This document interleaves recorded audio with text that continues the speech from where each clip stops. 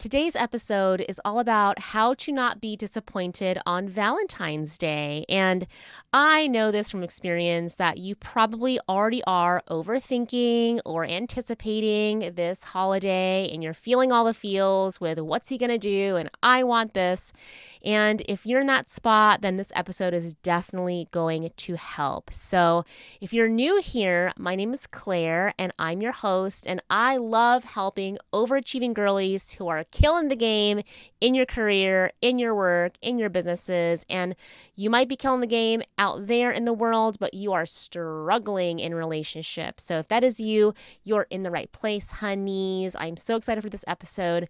Let's dive in. Because I know there's probably a lot of feels that you've got going on. You have some anticipation or some worry about this holiday. And so first and foremost, let me just say, please do not make Valentine's Day a big deal, okay? I'm just gonna say that right now. And number one, it's a Hallmark holiday. It's not real. And I think the thing that I just can really understand is I remember my very first Valentine. This was honestly so traumatic for me, where I was in class and I had this crush. I had this crush for literally years. I mean, I'm talking since like 5th, 6th, 7th, 8th grade. I mean, I loved this kid. And I can't find him anymore on Facebook. So if you're like a Facebook sleuth or you know how to find people, please let me know. But I had a huge crush on him, and I got the courage to ask him to be my Valentine. And I'm going to age myself. I'm embarrassed to say this, but it was really cool if you had a typewriter. Like, you would turn in homework in 6th grade and you'd have to write it out like handwritten.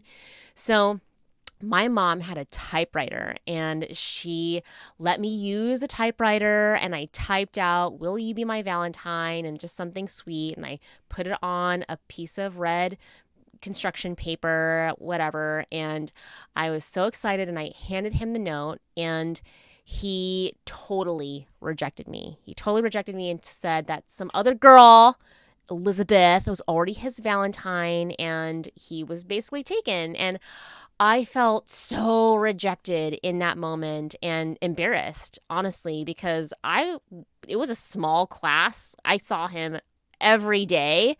There was no escaping this vulnerable moment, and I had to just kind of deal with it. And so I have some definite personal trauma around Valentine's Day.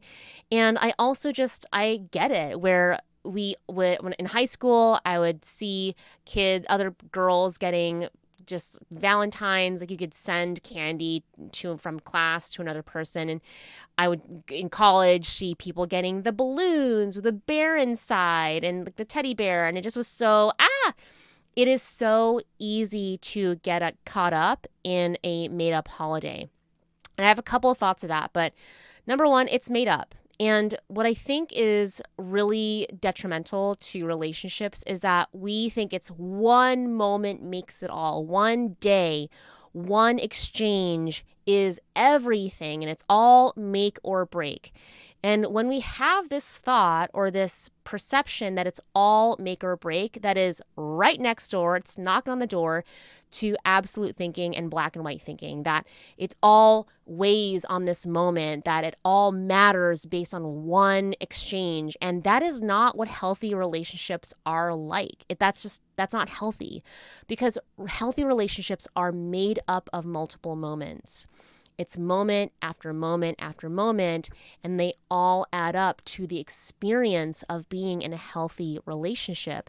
So when you're going into Valentine's Day with these high expectations and it's all make or break, and you'll know for sure that he loves you or not, or he's into you or not, if he likes you or not, based on one day, that mindset, the mindset itself, is a setup for you to fail and to be disappointed. So instead of seeing this day as the all or nothing thing where you get to determine whether this person is right for you, whether they like you, you're already set up for failure. You're going to be disappointed. So instead of going into it like that, stay open, right? And one of the things that I've learned in life is to stay open and stay receptive, which kind of leads me into the next thing, which is, what are your expectations? Okay. And I'll just share that I don't have any expectations for Valentine's Day. I actually lied. I did have an expectation, but it was more an exercise with my husband because this was reminiscent of the very first Valentine's Day I had with my husband. And yeah. So what happened was he made me a handwritten Valentine, and it was a Hello Kitty Valentine. This is true story. A Hello Kitty Valentine, and I kind of knew he was a little bit of an artiste and he could make really good art. And I did not know that he had hand drawn this Hello Kitty Valentine just for me. And I made a little joke around, like, did you trace this or something? And he got so butthurt. And basically, I traumatized him by insulting his art. Don't do that to your loved one. I insulted his art, and it's been a thing. He has not done anything handwritten for me since. And so this Valentine's Day, I asked him, hey, kind of set it up. I'm like, hey, you know what I want for Valentine's Day? He's like, what? And I basically told him I'd love a hand-drawn Hello Kitty Valentine. So TBD if he actually does it. But what I want to share with this is, okay, I truly don't have any expectations. I made this one request.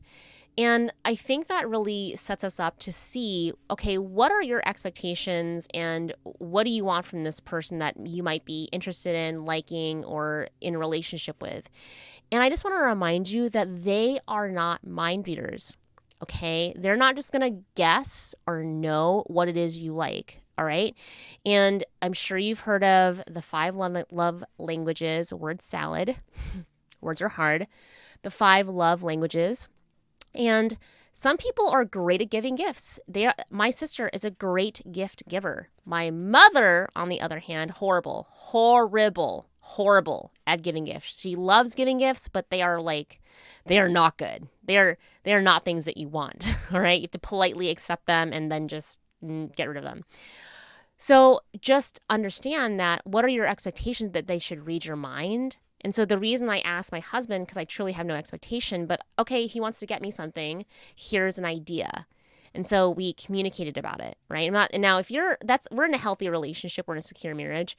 And just FYI, if you are in a situation where you're dating or you're getting to know them, like just kind of laying out like what you like is not bad. It's like, I guarantee that there's girlies out there that are like, well, why do we have to tell them? Why do we have to say what we like?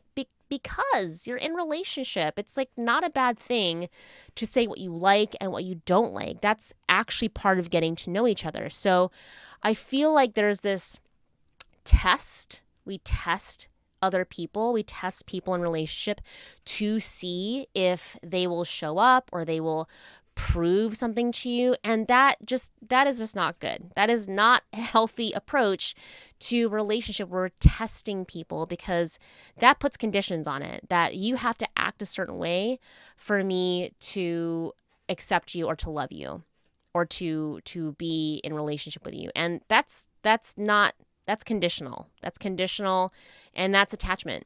There's a difference between true love and attachment. Not attachment style, but how we get attached.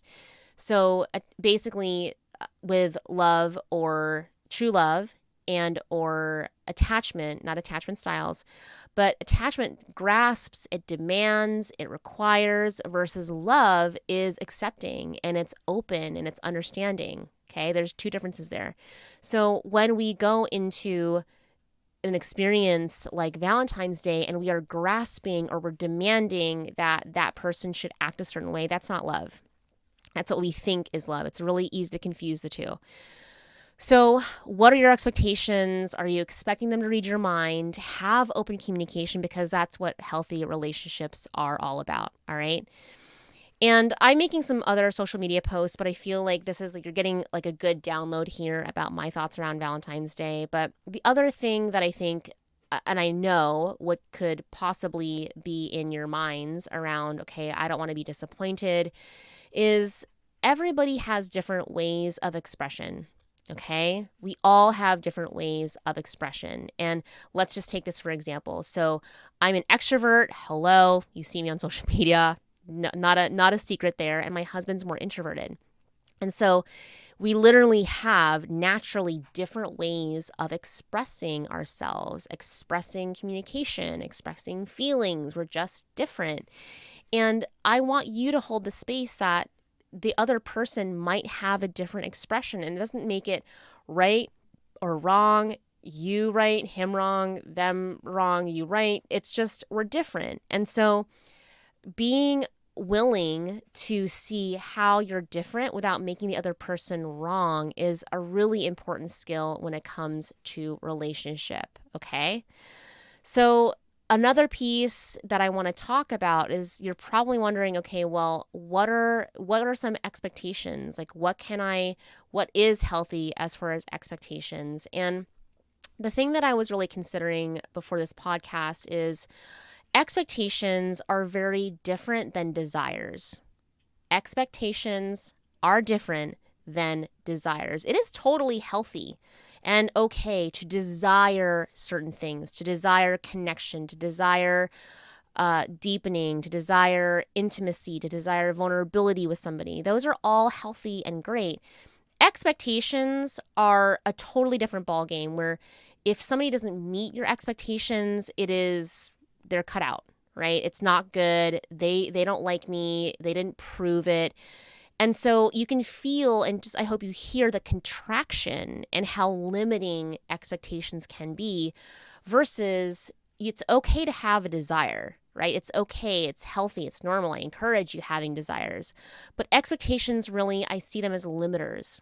We limit ourselves and say, okay, if it doesn't look exactly like this or feel a certain way, then it's not good. And so on so many levels, whenever I hear the conversation on expectations, I kind of cringe internally because just the energy around expectation versus desire is different. Desires are much more open. Like when you have a desire, it's like having a dream. It's having this open-ended like realm of possibility versus an expectation. Okay. So again, and this is like something that I do more deeply with my one-on-one clients and in my programs of how do you actually sift through what a healthy desire is versus an expectation. Okay. So speaking of which, I'm really excited because we are launching the confidence code. Bow, bow, bow, bow. Cue the horns.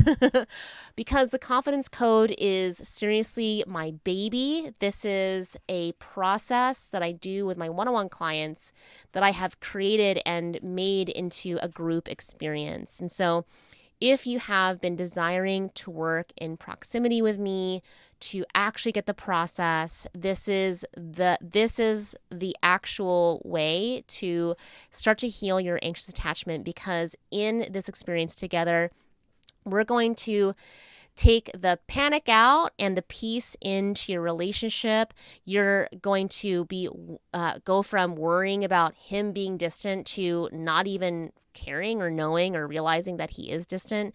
This is really the place where we're going to heal and go to the root of your anxious attachment and your relationship anxiety versus just treating the symptom. And by the way, I know that you're listening to the podcast if you're here and you're looking at the social media posts, and I love that. And also, this is probably what's causing you more problems than giving you a solution, because when we try to heal at the level of the symptom, we actually create more issues. Gathering the information is one thing, and actually applying a process is a different thing. So don't just treat your symptoms like you would just take a NyQuil for flu, right? Like you got a virus, you probably need, or you have an infection, like you need some, what are those called? What is that called? So medicine, you need a vaccine, you need God, words are so hard. What is that called when you need antibiotics? Antibiotics, there we go. Got it. You need antibiotics, or else you're just going to keep sniffling, you're going to keep sneezing, you're going to keep coughing, right? So we try to heal at the level of the symptom. It doesn't actually work. You have to get to the root of your abandonment issues. You have to get to the root of what's causing you the distress. So confidence code, if you want more details, they're in my link in bio on my socials, or you can send me a DM. Happy to tell you more. Loves, I care about you. be gentle with yourselves on this made-up holiday. Watch your expectations. Watch you desiring them to read your mind. And more importantly, give yourself the love that you're seeking from somebody else. All right? I love you. I care about you. You've got this. Mwah.